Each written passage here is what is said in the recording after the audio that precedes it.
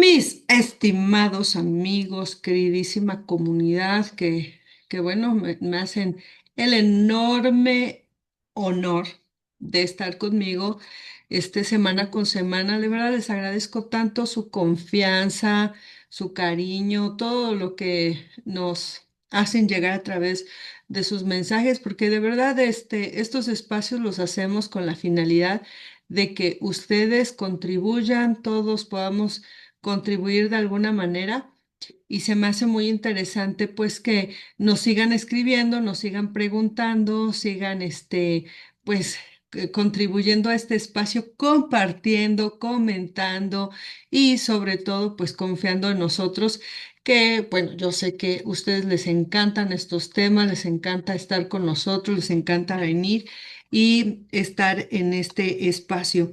En esta ocasión, pues tenemos un excelente invitado.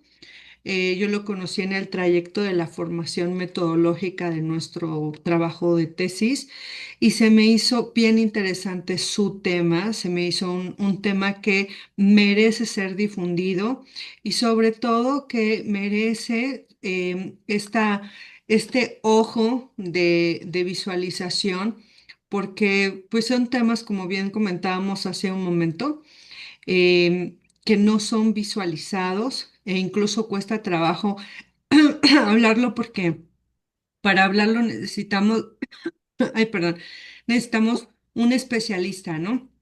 Alguien que se haya capacitado en el tema y no solamente que lo hable al aire, o sea, que tenga fundamento para hablarlo y que haya hecho investigación, que le apasione el tema, que lo lea a profundidad y no que sea simplemente un aficionado del tema. Entonces, pues hoy eh, tenemos a Brandon Centeno. Muchas gracias por estar conmigo en esta ocasión.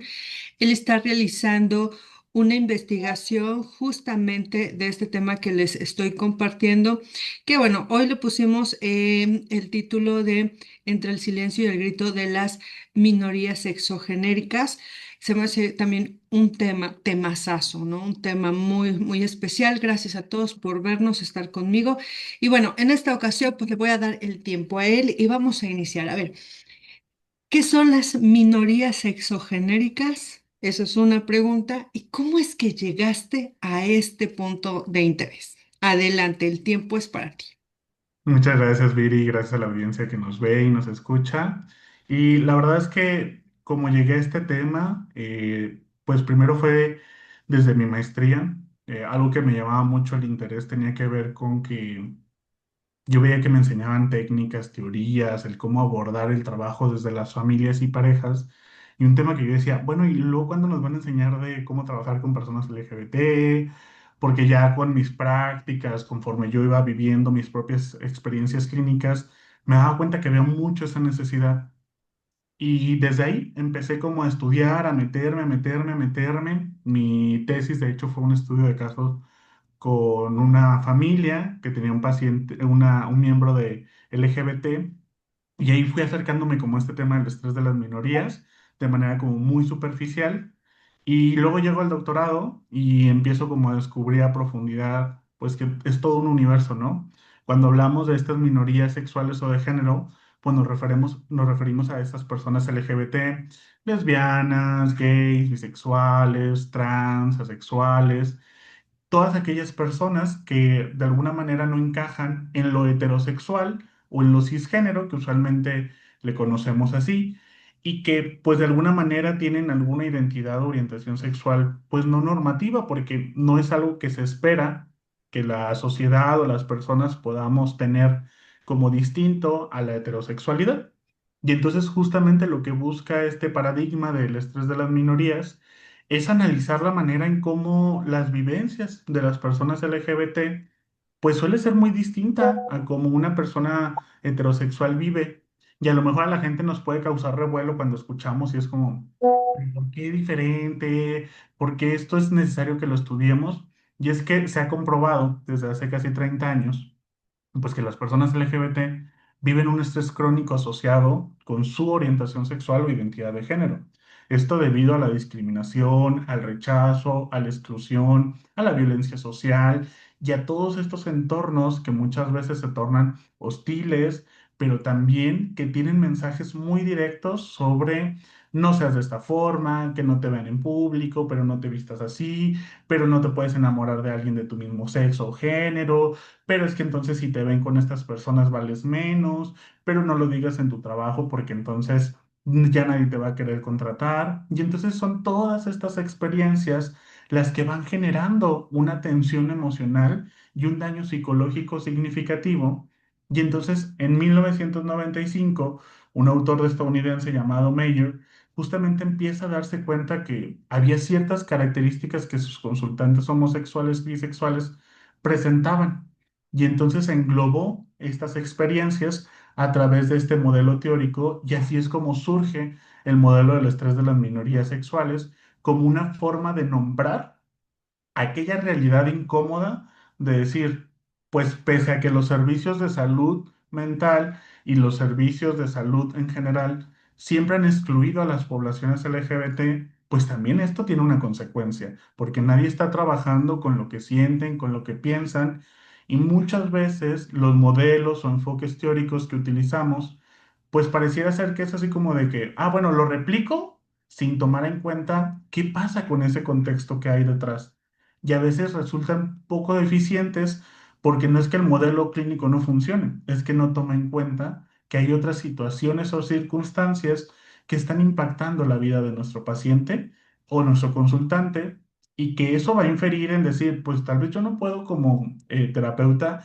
inferir en que a mi paciente no lo discriminen, pero le puedo dar herramientas para hacerle frente a la discriminación. De ahí surge también como todo mi interés de decir, pues desafortunadamente en México creo que muy poco se nos educa, muy poco se nos habla en general sobre la diversidad sexual y creo que también mucho nace de ahí mi labor de estudiarlo, de investigarlo y publicarlo, es decir, existe esta realidad y pese a que yo a lo mejor persona digo, no, no existe, eso no pasa, no sé qué, pues está comprobado y sobre todo que las personas LGBT puedan entender, ser un poquito mejor por qué enfrentan tantas problemáticas de salud mental y por qué hay tantas barreras para acceder a servicios que garanticen su bienestar emocional o psicológico. Qué interesante tema, mi estimado Brandon. Es de verdad asombroso que no importa el contexto donde nos desarrollemos, ya sea académico, universitario, hospitalario, en una empresa, en un trabajo, no importa. Yo lo que he observado es que a pesar de que estamos en el pleno 2025, hay personas que aún les cuesta mucho trabajo validar y reconocer que hay una diversidad, pero esa diversidad no nos quita nuestra capacidad humana y que esa capacidad humana siente, piensa y por supuesto que le duele una mirada, un señalamiento, una exclusión y es esto que tú comentas de, a ver, pues las personas que transitan por una experiencia así es como cualquier persona que está transitando por un momento complicado, difícil y más cuando no eres validado, aceptado y que incluso eres exiliado, excluido, rechazado, eso aumenta la sensación de dificultad, de dolor y todas las experiencias alrededor de esto. Y bueno, el validar esa cuestión, pues es una serie de trabajo profundo, significativo de una psicoeducación en todos estos espacios, ¿no? Yo asombrosamente, ¿no? Yo me quedo así asombrada de que a pesar de que estamos en ambientes académicos donde esta información debía fluir, incluso hay catedráticos, personas, estudiantes que aún les cuesta trabajo asimilar la diversidad que existe en la humanidad de todo tipo, ¿no?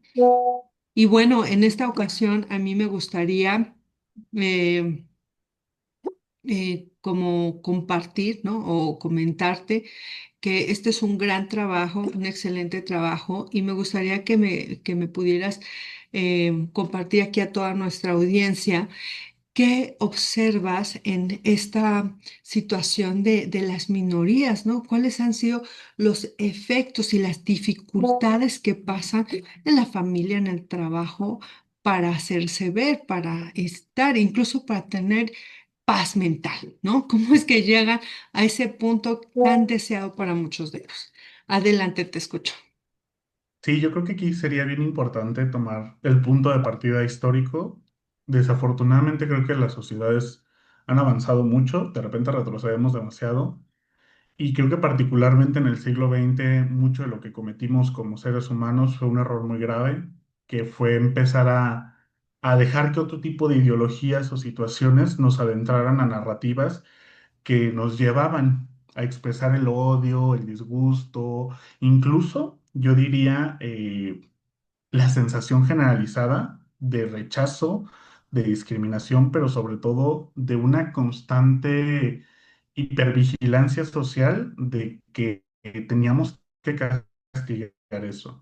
Y prueba clara de eso no solo tiene que ver con la parte normativa, religiosa, social, sino desde la psicología y desde la psiquiatría, que empezamos a nombrar la homosexualidad como un trastorno mental.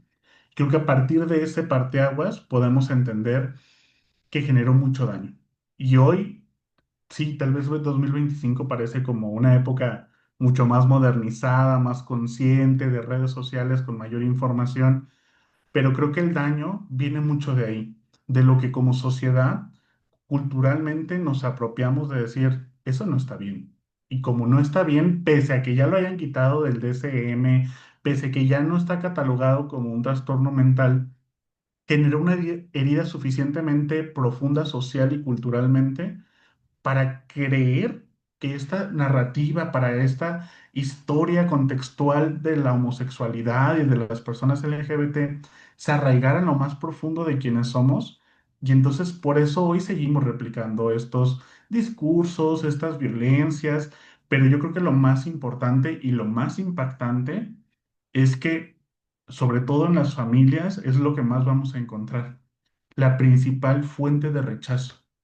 En México, desafortunadamente, según la última encuesta que hay de The Trevor Project que hacen adolescencias y personas adultas jóvenes, solo el 22% de las personas encuestadas dijeron sentir o percibir que su familia realmente les aceptaban por quienes eran o aceptaban algún tema LGBT. Y si lo ponemos en proporción, no solo es el 22% de quien acepta. ¿Qué pasa con el otro 78% que no estamos contando, que no estamos validando?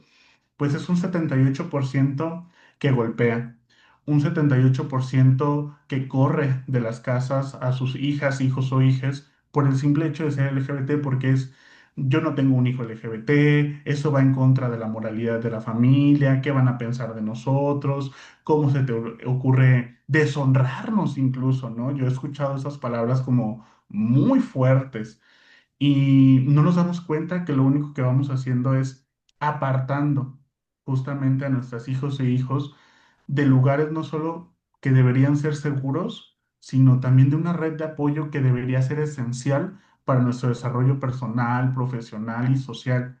Al final del día no nos olvidemos que las familias son parte central de nuestra sociedad. Y si yo como familia rechazo a mi hijo, hija, hije o algún otro miembro, pues claro que eso va a verse en una esfera social más grande, de decir, pues claro, porque si su familia no lo quiere, yo lo tendré que querer. Si alguien que se supone que ha convivido con esa persona más tiempo y debería de tenerle cariño, amor y respeto, no se lo tiene, ¿por qué yo? Y entonces vamos validando un discurso social de rechazo, de exclusión, pero sobre todo confirmando que ser LGBT no son, no es una persona que sea capaz de recibir amor, apoyo, comprensión, que no tiene que tener un hogar, que no tiene que tener derechos, que no tiene que tener garantías. Y entonces al panorama en el que luego se tienen que enfrentar estas personas, es decir, la falta de acceso a servicios de salud, públicos o privados, donde hay discriminación, sobre todo en poblaciones trans, no binarias. ¿Por qué? Pues porque no solo entra nuestro propio juicio personal, sino nuestra falta de capacitación profesional. El acceso a la educación, hoy las personas, por ejemplo, trans y no binarias, sobre todo las mujeres trans, se enfrentan a una situación crudísima. Nuestras estadísticas nos dicen que las mujeres trans solo tienen nivel secundaria y eso muchas veces trunca ¿Debido a qué? Recordemos que en la adolescencia empiezan los cambios físicos más notorios. Y Mm, como yo no me siento identificado biológicamente con mi cuerpo, pues claro que empiezan a haber señalamientos, burlas, y ante la falta de protocolos educativos o académicos que nos permitan sensibilizar y actuar en estos casos, muchas veces estas adolescencias o infancias terminan abandonando no solo la escuela, sino huyendo de casa. ¿Y cuál es el destino que estas personas tienen? Vivir en la calle, dedicarse a la prostitución, el consumo de drogas y sobre todo una estadística de calidad de vida y un promedio de vida de entre 33 a 35 años. ¿Por qué? Porque ante la situación de alta vulnerabilidad y violencia a la que se están enfrentando, suelen ser asesinadas estas personas. En México, nuestras sí. estadísticas, según el Observatorio Nacional de Crímenes de Odio, se mata una persona LGBT cada 2 días. Qué ¿Y qué fuerte. sucede con eso? Sí, es demasiado, o sea, y Sí. también este observatorio nos dice que las personas que viven estos entornos de discriminación Mm, se le restan 10 años de calidad de vida. Entonces, si nuestro aproximado es 85 años, imagínense que una persona LGBT, por todo el estrés y todas las violencias con las que viven, máximo va a vivir hasta los 75, siendo sobre todo poblaciones lesbianas, bisexuales, homosexuales, porque las personas trans y no binarias van a sufrir mucho mayor violencia y van a estar más expuestas, sobre todo a violencia física como homicidios, como violencia sexual, y entonces son experiencias que a veces no validamos o no tomamos en cuenta en decir, pues claro que están en constante riesgo, y no solo en constante riesgo, sino aunque haya cierta garantía de sus derechos, aunque haya ciertos avances, incluso de salud, educativos, no son suficientes, porque no debería, no se debería de matar a nadie por su orientación o identidad de género al final del día. no, en sí, no deberíamos matar a A nadie. nadie. A nadie, a nadie. Brandon, ¿qué tema? Fíjense, a ver, estimada audiencia, si tienen alguna duda, alguna pregunta, escríbanme en el chat y yo se la hago aquí a Brandon, que de verdad, en serio, es un experto en el tema y nosotros aperturamos estos espacios para darle voz a la gente que sí ha estudiado, que está haciendo investigación y que tiene fundamento para hablar de eso, ¿no? O sea, no es una persona que se le ocurrió hablar de esto, sino que hay un estudio, una base, todo un proceso formativo y de investigación para poder hablar de eso. Y lo que estamos hablando hoy, mi estimada audiencia, muchos dirán, ah, están hablando de esas cosas raras que yo no entiendo y se desconectan.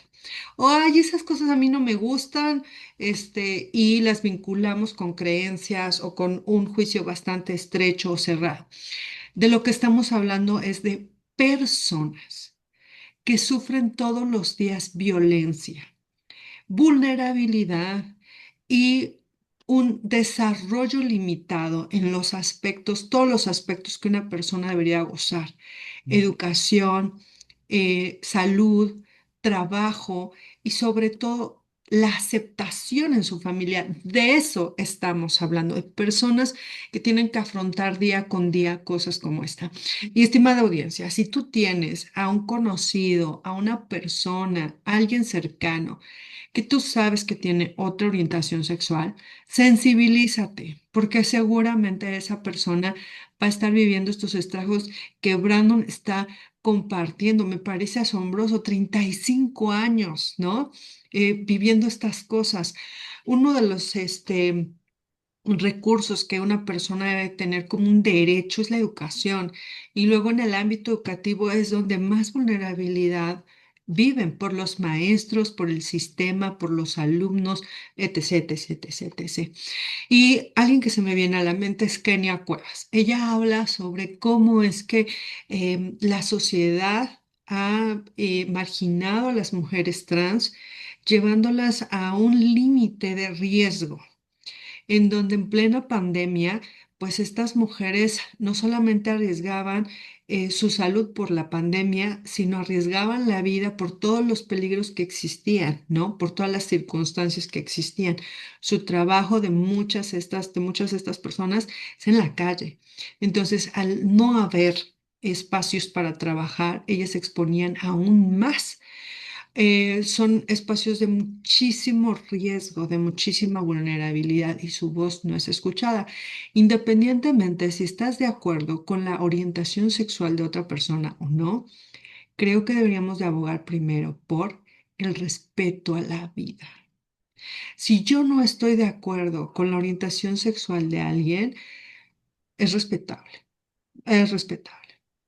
Pero eso no nos da derecho ni a atentar, ni vulnerar, ni señalar a nadie, porque esa persona es una persona, es un ser humano, ¿ok?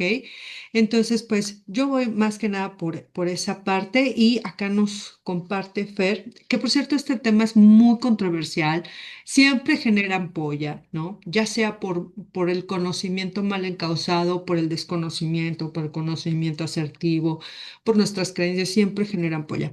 Dice acá, gran trabajo el que hace Brandon, dando un aire fresco, flexible, científicamente sustentado, tristemente, que es tristemente abundante, la perdón, aquí estoy leyendo mal, hetereogecéntrica, perdón, y bueno, la práctica psicoterapéutica en general.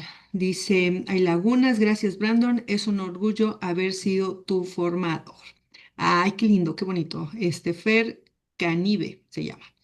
Te manda saludos Leticia Cabrera, también Claudia Rodríguez nos dice, en ocasiones los padres de familia no aceptan a los hijos de la comunidad.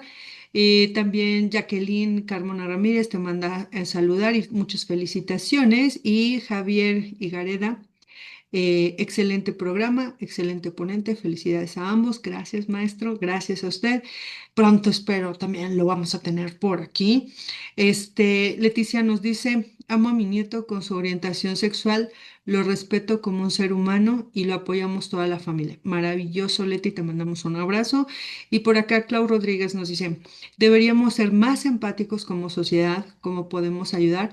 Nos pregunta de qué manera podemos ayudar. Sé que no es fácil, pero algo podemos hacer. Claro, principalmente psicoeducarnos, porque muchas personas incluso confunden algunas terminologías, pero yo creo que iniciamos por el respeto. Muchas de estas entrevistas que ha tenido Wendy Guevara e incluso Kenia Cuevas, los entrevistadores decían, bueno, si me equivoco, dime, porque este es un tema que incluso yo desconozco y que Claro. muchos desconocemos. Oriéntanos para decirnos de qué manera dirigirnos a ti, cómo hablar de este tema, qué nombre ponerle a las cosas. Y yo creo que la psicoeducación nos ayuda muchísimo a poder ser más atinados y a tener más amplitud en esta circunstancia. Entonces, para ir encauzando un poco más nuestro tema, a ver, Brandon, coméntanos, ¿cuál es el área de oportunidad más relevante en esta situación de las minorías sexogenéricas? Mira, yo vería dos Ajá, esenciales. Creo que la primera tiene que ver, vamos a decirlo así, como una parte individual, colectiva de las personas LGBT en sí, y otra parte que tiene que ver con lo familiar social. Y yo creo que en lo individual colectivo hacia las personas LGBT, creo que hace mucha falta el que podamos integrarnos como una comunidad verdaderamente. Incluso hay muchas personas que dicen de que no, yo no soy de la comunidad, yo pertenezco al colectivo LGBT, no sé qué. ¿Por qué? Porque justamente luego hay mucha como disonancia emocional de decir, sí soy, pero luego esto no me gusta o yo no voy de acuerdo con esto, tal como tú le decías, ¿no? Y yo siempre les digo, imagínense así como ahorita en este recuadrito del Zoom en el que yo y tú nos vemos, ¿no? Ese es mi cuadrito de realidad. ¿Sí? Y en mi cuadrito de realidad, pues yo decidiré qué es lo mejor para mí, qué es lo que yo quiero aceptar, qué es en lo que yo quiero creer, pero solo es aplicable en este cuadrito de realidad. Yo no puedo ir al cuadrito de Viri y tener que decirle como, oye, esto que tú piensas, oye, esto que tú haces, oye, que no sé qué tanto, porque entonces ya eso es asunto de Viri. Y creo que es lo que muchas veces también pasa con la comunidad, falta esta conexión comunitaria de decir, seamos un respaldo. unifiquemos nuestras historias en decir, pese a que yo no haya vivido o pese a que sí haya vivido incluso experiencias de discriminación, de violencia o estas mal llamadas terapias de conversión, ¿cómo nos podemos unificar para hacer algo en favor de? Ahorita mucho de lo que se busca y se solicita mucho es justamente este acompañamiento desde la salud mental con personas que se especialicen en estas atenciones y creo que en México todavía nos falta demasiado, tanto para incluirlo en nuestros programas académicos, tanto para que se investigue, pero sobre todo para considerarlo como una fuente suficiente de decir, si mi consultante es LGBT, ¿qué tengo que saber básico? ¿Sí? ¿Cómo tengo que proceder en mi actuar? O si yo me estoy dando cuenta que tengo algún familiar que es LGBT, algún familiar que creo que puede estar teniendo como dudas sobre su identidad sexual o de género, pues es también a quién recurro. Porque luego pasa mucho y ahí ya me brincaría esta parte de la familia y la sociedad. Creo que ante el temor, ante el duelo de decir, ¿y si no es lo que yo quiero? ¿Y si no es el hijo, hija o persona que amo como yo lo esperaba? Y muchas veces ese miedo, esa incertidumbre, esa desesperación, esa preocupación, pero ese amor también, porque creo que muchas de estas familias hay muchas cosas que desafortunadamente no saben cómo ejecutarlas de forma adecuada, que las hacen desde el amor y desde su preocupación genuina, pero que lastiman.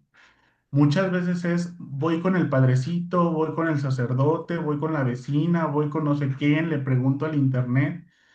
Y yo siempre les digo a las familias que luego me toca acompañar o en estos espacios cuando hay familias o personas escuchando es, ¿y cuándo le preguntan a esa persona si eso le hace feliz?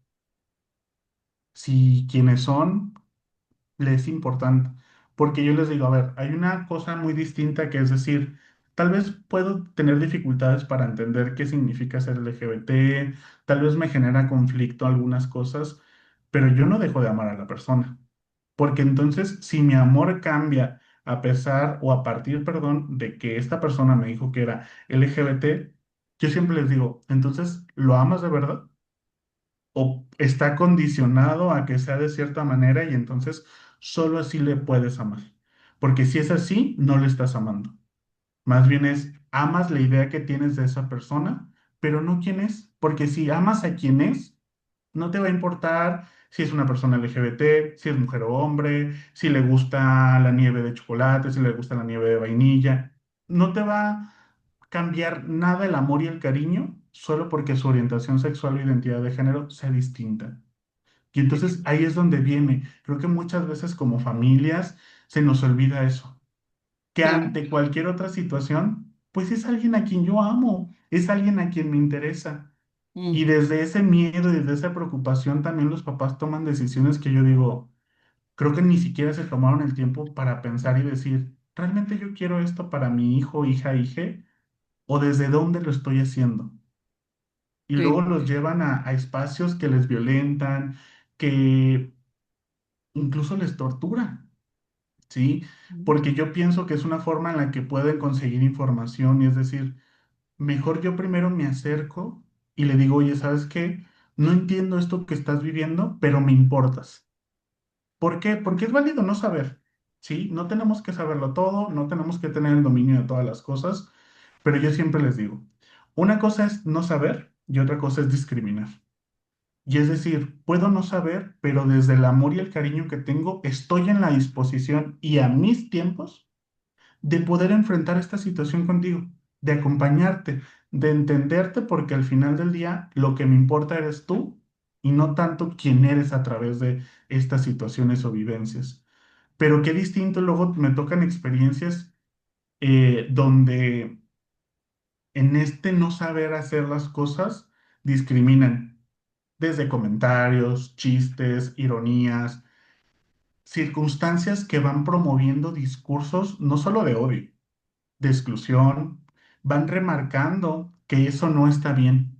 Y yo Ujú. siempre les digo, hay que tener mucho cuidado con el tipo de comentarios, chistes, bromas, lo que sea, porque yo nunca sé cuándo alguien de mi familia que está sentado en mi comedor sea una persona LGBT y me está escuchando.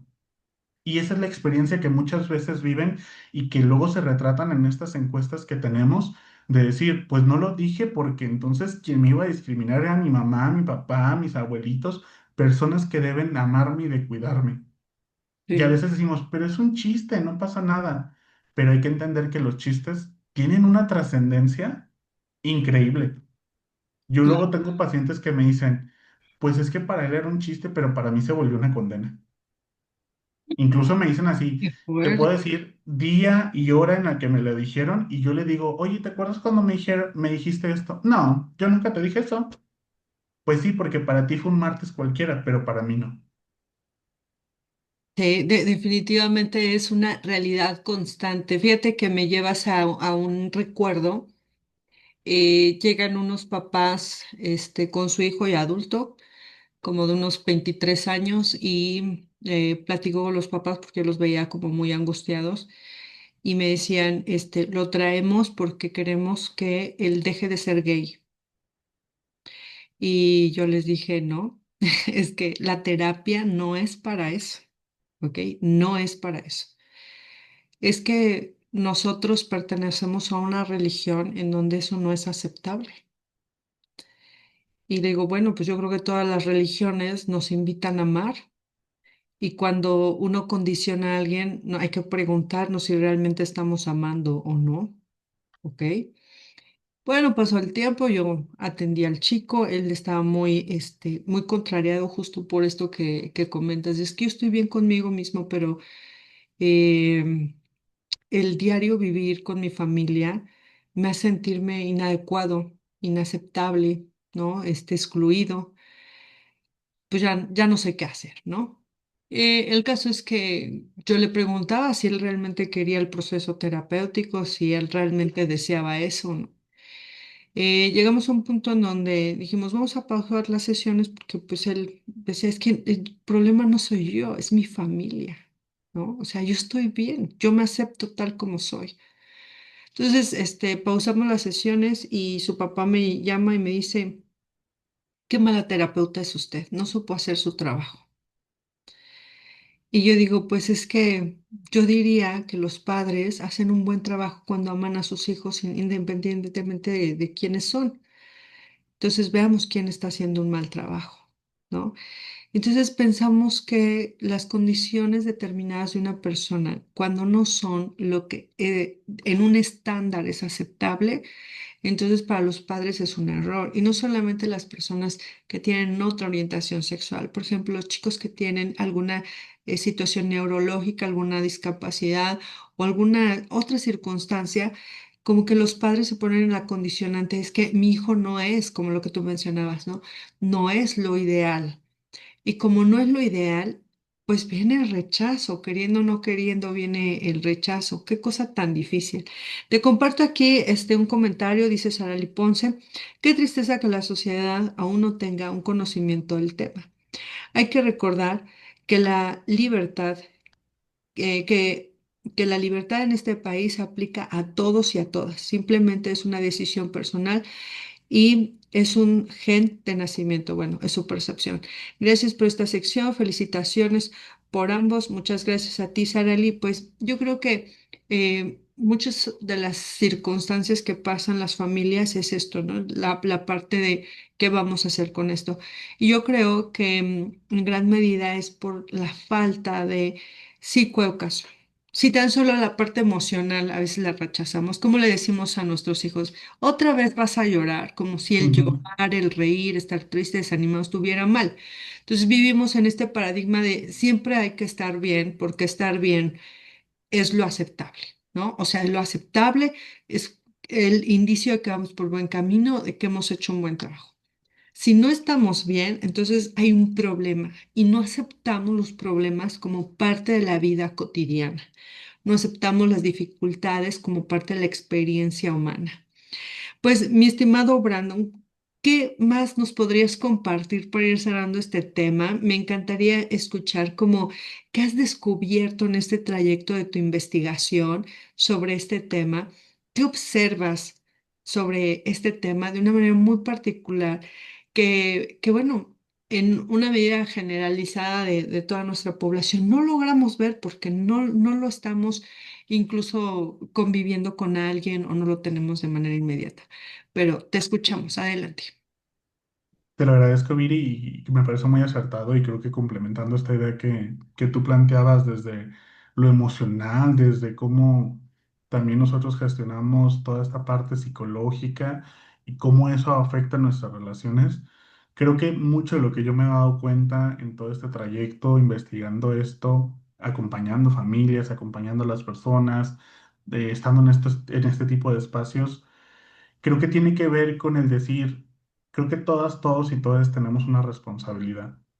Y creo que en esa responsabilidad es como, yo les digo, es como si fuera un diagrama de flujo, ¿no? A ver, tengo esta información, ¿qué quiero hacer? O sea, si yo tengo una amiga, amigo que me está diciendo que su hermano, que su hijo, que quién sabe quién, a lo mejor es LGBT, en lugar yo de prejuiciar, en lugar de yo también como dar culpas, porque luego también hay muchos comentarios que es como, pues, ¿qué hiciste como mamá? ¿Qué hiciste como papá? O sea, ¿qué le faltó a tu hijo?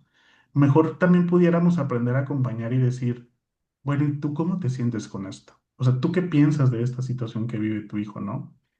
Pero también en esta parte de acompañar a las personas LGBT, algo que yo también luego cuando trabajo con estas familias, yo les digo, puedo entender que el dolor que sienten pueda ser profundamente doloroso, pero nunca puede ni deberá ser igual de doloroso y profundo que el de su hijo o hija, hije, porque es esa personita quien va a cargar con esto toda la vida.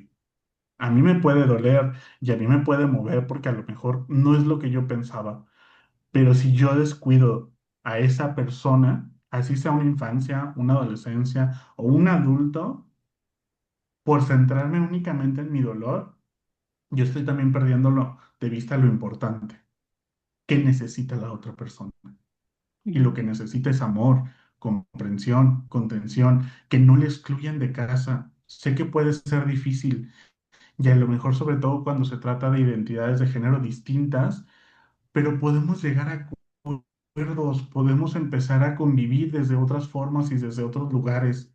No va a ser fácil, claro que no, pero, y me gustó esto que tú dijiste, Viri, que es parte de uno de los enfoques con los que estoy abordando esta situación, que es desde la terapia de aceptación y compromiso, y que este postulado teórico nos dice también esta parte de decir, a ver, yo no voy a dejar de sentir malestar probablemente, pero ¿qué quiero hacer con ese malestar? Si ya está ahí, ¿qué hago? ¿Sí? Si yo le presto todo el tiempo la atención a mis emociones, me voy a anclar a eso y ya no voy a ver nada más. Voy a perder de vista otras cosas. Y yo creo que la invitación sería tanto para las personas LGBT que puedan escucharnos o ver esto en este momento posterior, como a las familias o cualquier persona en cualquier situación que conozca a alguien LGBT, ¿qué necesitamos hacer? Escucharnos, respetarnos y sobre todo acompañarnos, ¿sí? No lo tengo que entender, no lo tengo que cambiar, no tengo que hacer algo distinto a esa situación. Lo único que tengo que hacer es poder comprender y acompañar a un ser humano que está viviendo una experiencia distinta a lo que comúnmente sabemos que vivimos, pero no significa que deje de ser menos valiosa o no significa que deje de ser menos trascendental, porque incluso en muchas de estas situaciones yo no logro ver las señales de alerta y estas poblaciones son mucho más susceptibles a padecer ansiedad, depresión, consumo de drogas, pero sobre todo tienen mayor índice de ideación suicida y de intento suicida. ¿Y saben qué es lo peor? Que en México yo he conocido una infinidad de casos a través de lo que yo he trabajado y de los colectivos y asociaciones con las que he colaborado, que no nombramos eso tampoco cuando mueren. No decimos se mató porque no podía con esta situación de rechazo y discriminación por su orientación sexual o identidad de género.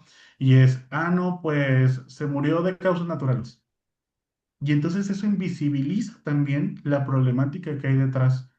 Claro que es incómodo enfrentar esto, pero es más incómodo seguir ignorándolo, seguir fingiendo que no está pasando nada, seguir fingiendo que, ay, pues es que así ha sido toda la vida, pero pues es que toda esa vida le ha costado la vida a otras personas. Y creo que no es justo.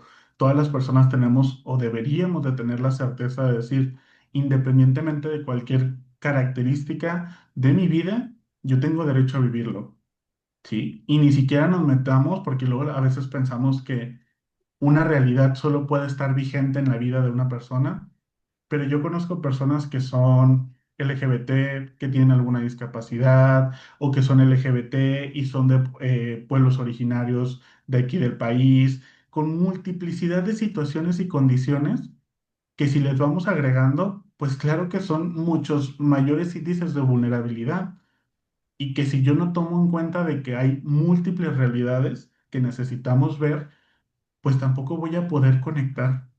Y algo que sí les diría bien importante, por estadística, hay alguien a nuestro alrededor que es una persona LGBT. Yo más bien les preguntaría, si no saben quién es o si ven que es evidente que oculta su identidad porque tiene miedo a la discriminación, pregúntense qué están haciendo para que esa persona no nos tenga la confianza de poder mostrarse como son. Porque a veces es muy fácil que señalemos, ay, es que este, es que aquella, es que esto no sé qué. ¿Y nosotras? ¿Y nosotros qué estamos haciendo?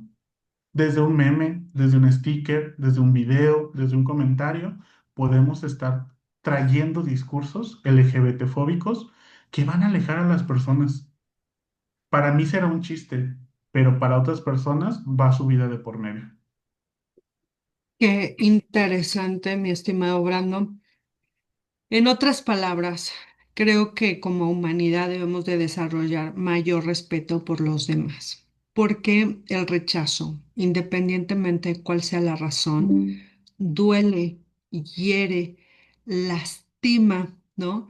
Y entonces eso hace que uno, pues de alguna manera, eh, pues se encierre en sí mismo, porque todos en algún punto de nuestra vida nos hemos sentido rechazados, ¿no? Nos hemos sentido incluso señalados.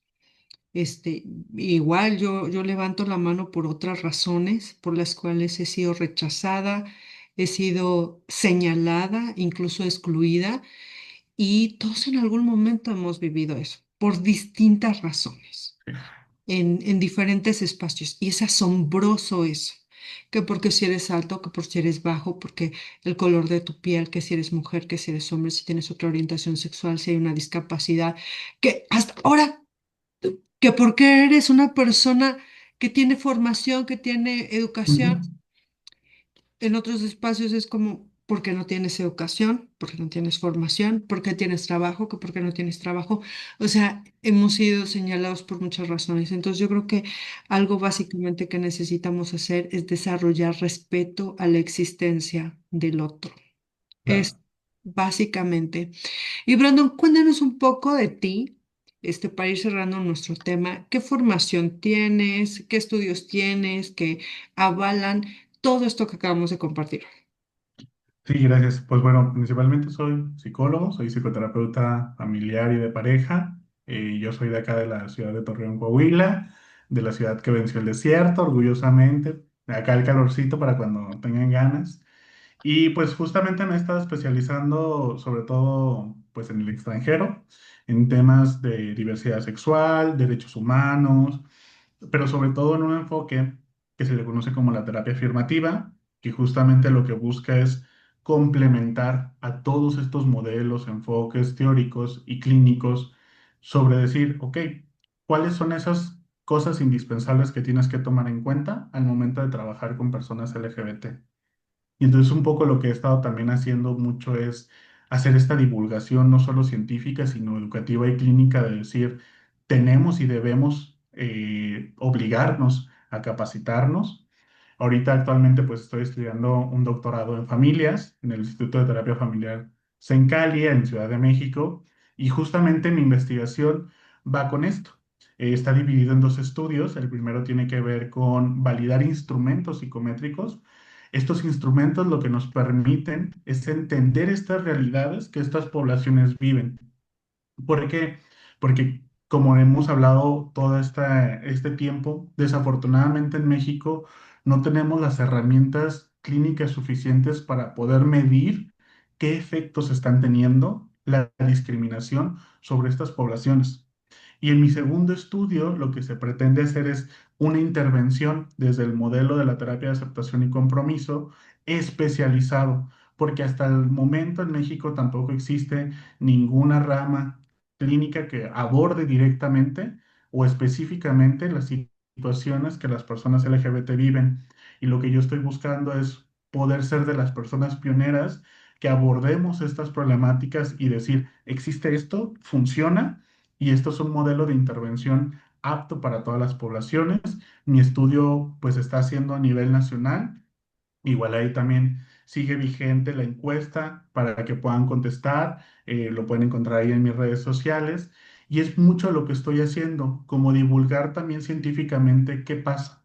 Actualmente presentamos hace unos días, junto a mi comité de investigación y su servidor, una de las investigaciones que hicimos en mi tesis del doctorado. Lo presentamos en un congreso en España que tenía que ver con una escala que mide microagresiones y microafirmaciones familiares. ¿Qué quiere decir esto? Es una escala que evalúa cómo son estas dinámicas familiares respecto a estos discursos o que afirman la identidad de género. ¿Qué quiere decir esto? Que apoyen y respaldan a algún miembro de su familia o, por el contrario, que lo rechazan, que lo invalidan, que lo expulsan, que hacen que la persona viva situaciones de estrés crónico asociado a su identidad o orientación de género. Y eso es mucho lo que he estado haciendo, como que la gente pueda conocer este trabajo, el que se empiece a interesar y decir, a ver, es válido que a lo mejor en otras situaciones no me he dado cuenta y yo soy parte del problema, he hecho cosas que a lo mejor no abonan a esta realidad y que tomemos conciencia de decir, soy un ser humano, me equivoco, pero también puedo hacer cosas a favor de eso. Y si no quiero hacer, también es válido, no siempre tengo que hacer algo. Solo yo les diría, no estorbemos. Creo que también es válido decir, oye, mira, ¿sabes qué? Aquí no funcionó, aquí no soy apto o apta, y está bien, pero sí permitirnos encontrar información, sí permitirnos tener el sustento tanto científico como teórico, verídico, de decir, tal vez estas creencias con las que crecí, tal vez lo que yo veo en redes sociales o en medios de comunicación, tal vez no es tan cierto, ¿sí? Pero esto sí. Y esto no solo tiene un sustento científico y teórico, sino yo siempre les digo, detrás de la ciencia hay un millón de historias que abarcan estas situaciones.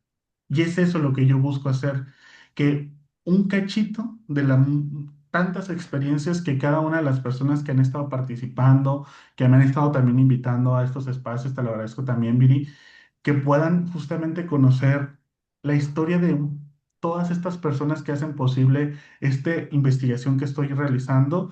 Tenemos 403 respuestas hasta ahorita. Yo les digo, son 403 historias con infinidad de matices y situaciones.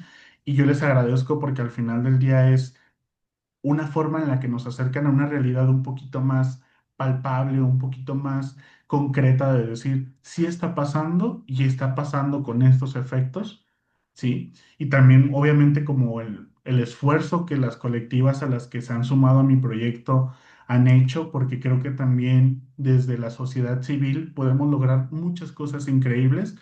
Yo hace mucho tiempo que me retiré del activismo social para dedicarme, yo le digo, al activismo institucional y científico, porque yo sé que no solo lo que se vive en la sociedad es importante y se tiene que nombrar, sino también tiene que haber una existencia desde lo científico e institucional de decir, aquí está, existe y si no lo estudiamos, no solo el problema va a persistir, sino va a resistir cualquier cambio de época, de pensamiento, de redes, porque se va a instaurar en lo más profundo de nuestras creencias, de nuestras percepciones.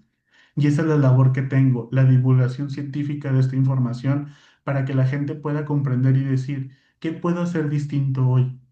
¿Qué cosa, a lo mejor incluso desde el ya no reírme de chistes que se burlen de personas LGBT? A lo mejor y si yo veo algún acto de discriminación y yo no lo puedo frenar, pero sí puedo marcar al número de emergencias. O si yo estoy viendo que hay alguna situación de injusticia, de falta de acceso a algún recurso, ¿qué puedo hacer? Desde a lo mejor y repostearlo para que se difunda más, etiquetar a las autoridades. Son pequeños actos que nos van a ayudar a que las poblaciones LGBT puedan aminorar la brecha a la que están viviendo y que Sí. sobre todo esa garantía de sus derechos, tanto por ser seres humanos, tanto por ser mexicanos, mexicanas y mexicanas, se cumpla como debe ser. Qué maravillosa pasión puedo ver en tus ojos, en tus palabras y como dicen ahí, ¿no? Hay talento, solamente falta apoyarlo. Yo, para ir cerrando este espacio, considero que todos tenemos una manera muy particular de pensar. Es respetable. Si tú no estás de acuerdo con otras orientaciones sexuales, es respetable. Pero eso no nos da derecho de mancillar y respetar a alguien, señalarlo, juzgarlo, marginarlo, burlarnos de esa persona, independientemente de la característica que tenga, de la condición de vida que tenga, de las prácticas de vida que tenga.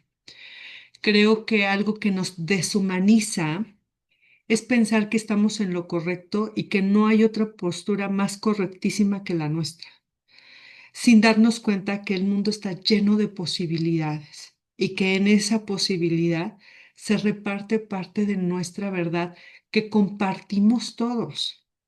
Entonces yo le invito a toda la audiencia a que por favor nos documentemos. El juzgar ya no es una opción e incluso expone tu falta de formación psicoafectiva, de tu responsabilidad afectiva con los demás, de tu calidad humana por el tan solo hecho de señalar, juzgar, hacer un chiste solamente porque el otro es diferente a ti, ¿no? Yo creo que eso ya no es una opción. Entonces, les invitamos a toda la audiencia a que podamos entrar en espacios formativos para comprender algo que es distinto a nosotros. Y creo que eso nos humaniza, ¿no? Como sociedad. Nos dice por acá Carmen Castrejón, excelente tema, tengo varios amiguitos y los respeto y los admiro. Por acá José de Jesús nos dice, la excelencia académica es la máxima expresión. Sí, claro.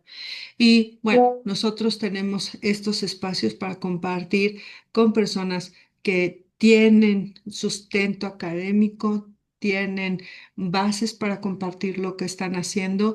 Y yo en esta ocasión, mi estimado Brandon, aplaudo de pie tu iniciativa, tu manera proactivista de hacer las cosas desde un fundamento teórico que bueno, uno podría decir desde nuestra perspectiva, no, pues defiendo esta postura, pero defenderla desde la investigación, desde el estudio, es otro nivel. Yo creo que una manera de estudiar es una manera también de aportar, ¿no? Nuestros estudios pueden aportar a la humanidad, no solamente son títulos colgados en la pared, sino es una manera de aportar a la humanidad. Y bueno, Clau dice muchas gracias, me parece un gran tema, muy importante. Leticia nos dice, gran información, felicitaciones, Brandon, un gran trabajo el que haces, admiro tu interés y tu participación en el tema. Y pues ya sabes, Brandon, este es tu espacio, no es la última vez que lo vamos a tener, lo vamos a tener en otras ocasiones. Este es tu espacio para que nos sigas compartiendo, nosotros sigamos conociendo. Y esto fue sanamente, porque sanamente es pensar diferente, pero no nos vamos sin antes comentar con Brandon dónde te encontramos, cuáles son tus datos, compártenos. Sí, me pueden encontrar en Facebook o Instagram como psicólogo Brandon Lee. Así Lee es como lee, de leer. O ahí ponen en el Google de que psicólogo Brandon Centeno y ahí también ahí les aparezco. Ahí para lo que necesiten me pueden mandar también un WhatsApp al 87 13 46 0175. Yo encantado de poder compartir estos espacios, con divulgar esta información, de seguir capacitándonos, de seguir llevando la información. Y creo que me gustaría cerrar también mi participación con decir que nuestros ideales, que nuestras teorías, que nuestras perspectivas no nublen nuestra empatía. Al final del día es todos podemos tener una postura, cualquiera que sea, pero eso no nos quita que seamos seres humanos acompañándonos en una experiencia real y humana, ¿no? Y pues muchas gracias a ti, Aviri, y a la universidad por el espacio. La verdad es que encantado de estar aquí, qué increíble espacio y todo lo que pueda sumar y yo aportarles, cuenten conmigo. Muchas gracias también a las personas que se dieron el tiempo y la oportunidad de estar con nosotros. Sí, gracias a toda nuestra audiencia. Nos aventamos una hora en esta ocasión, pero espero que para la próxima podamos tener más temas aquí con Brandon. Y como he escuchado últimamente en las clases que he tomado, la comprensión no necesita explicación, solamente es comprensión. Un abrazo, un gran abrazo a toda nuestra audiencia. Compartan, divulguen y este programa va a estar grabado en YouTube.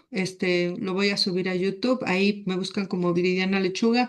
Lo pueden compartir. Ya saben cómo funciona esto. Le das me gusta, compartes y esto se difunde de una manera más eficaz. Les mando un abrazo. Esto fue Sanamente porque sanamente es pensar diferente. Bye. Cuídense mucho. Hasta luego, Brandon. Nos Gracias. vemos, gracias.